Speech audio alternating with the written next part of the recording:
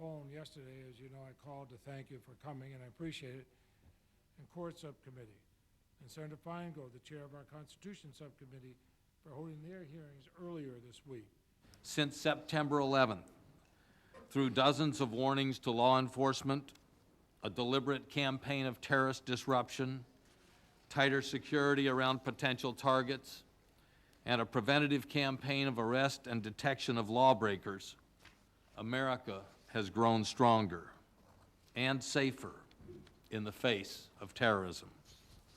Thanks to the vigilance of law enforcement and the patience of the American people, we have not suffered another major terrorist attack. Still, my day begins with a review of the threats to Americans and to American interests that have been received in the previous 24 hours. If ever there were proof of the existence of evil in the world, it is in the pages of these reports. They are a chilling daily chronicle of the hatred of Americans by fanatics who seek to extinguish freedom, enslave women, corrupt education, and to kill Americans wherever and whenever they can. The terrorist enemy that threatens civilization today is unlike any we have ever known. This oversight process already has contributed.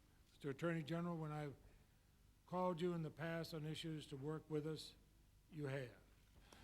None of us in elective or appointed positions in government has a monopoly of wisdom or patriotism, but under our system, none of us have a monopoly on authority. We can be both tough on terrorists and true to the Constitution. It is not an either-or choice. Since lives and liberties depend on clarity, not obfuscation, and upon reason, not hyperbole, let me take this opportunity to be clear.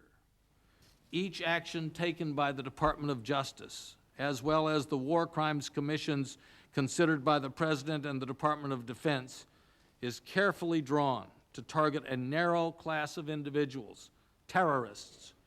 Our legal powers are targeted at terrorists. Our investigation is focused on terrorists. Our prevention strategy targets the terrorist threat.